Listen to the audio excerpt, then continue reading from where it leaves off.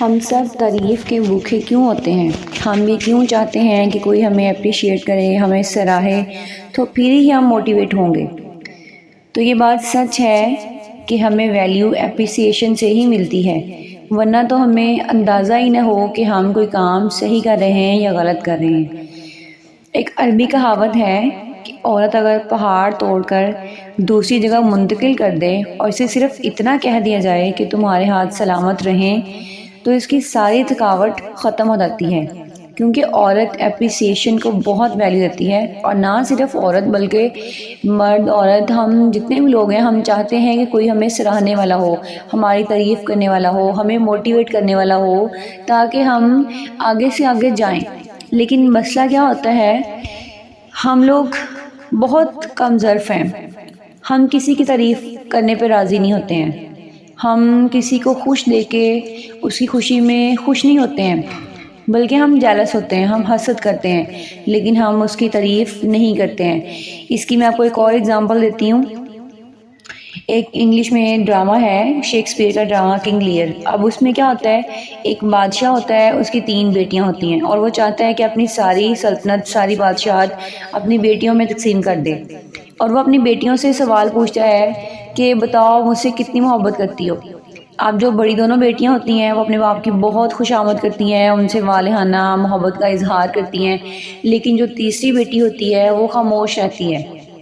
جبکہ وہ سب سے زیادہ اپنے باپ سے پیار کرنے والی ہوتی ہے، لیکن اس کی خاموشی بادشاہ کو غصہ دلاتی ہے، اور وہ غصے میں آ کر اپنی اس بیٹی کو اپنی جائیداد سے آکر دیتا ہے، اور جو اس کی تعریفیں کرتی ہیں، جو اس کی خوش آمد کرتی ہیں، وہ اپنا سب کچھ اپنی ان بیٹیوں کے نام کر دیتا ہے۔ ویسے تو اس سٹوری کے بہت سارے مورل لیسن ہیں، لیکن یہاں پہ بات ہو رہی ہے اپریسیشن کی، کہ کس طرح ہمارے الفاظ دوسروں پہ اثر انداز ہوتے ہیں۔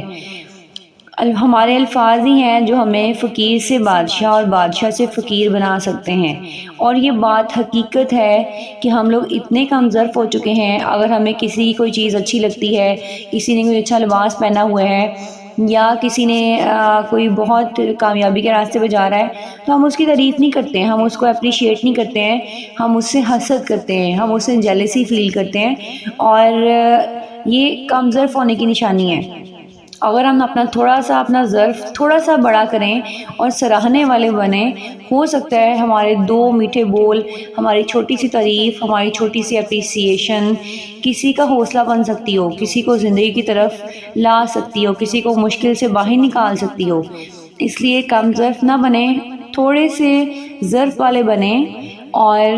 اپنے الفاظ منہ سے ایسے نکالیں کہ آپ کے وہ الفاظ نہ رہیں، بلکہ دوسروں کے لیے خوشیاں بکھیرنے کا سبب بن جائیں، وہ موتیوں کی طرح جو ہے وہ بکھر جائیں، روشنی کے جو ہے وہ ہالے بن جائیں، اور وہ نور بن کے لوگوں کے دلوں میں جو ہے وہ آپ کی جگہ بنائیں۔ اور اس لیے جو ہے ہمیشہ دوسروں کی خوشی میں خوش ہونا سیکھیں، اور باظرف بنیں، ظرف والے بنیں،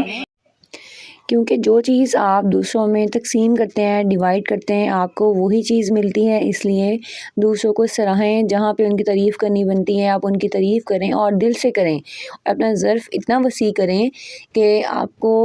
دوسروں کو خوش دیکھ کے تکلیف نہ ہو، آپ کو جیلسی نہ ہو، آپ کو حسد نہ ہو۔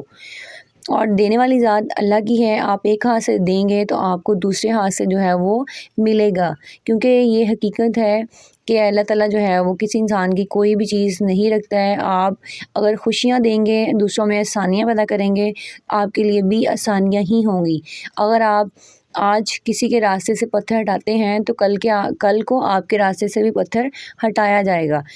اگر آپ دوسروں کے راستے میں مشکلات کھڑی کرنے کی کوشش کرتے ہیں تو پھر آپ یہ بھول جائیں کہ آپ کے لیے بھی آسانی ہوگی، کیونکہ انسان کے لیے وہی کچھ ہے جس کی وہ کوشش کرتے ہیں۔ اگر آپ اچھائی کریں گے تو آپ کے لیے ڈیفینیٹلی اچھائی ہی ہوگی۔ اگر آپ برائی کرتے ہیں، دوسروں کو گرانے کی کوشش کرتے ہیں، تو پھر آپ کبھی بھی خود بھی کامیابی کے راستے پہ نہیں چل سکتے ہیں۔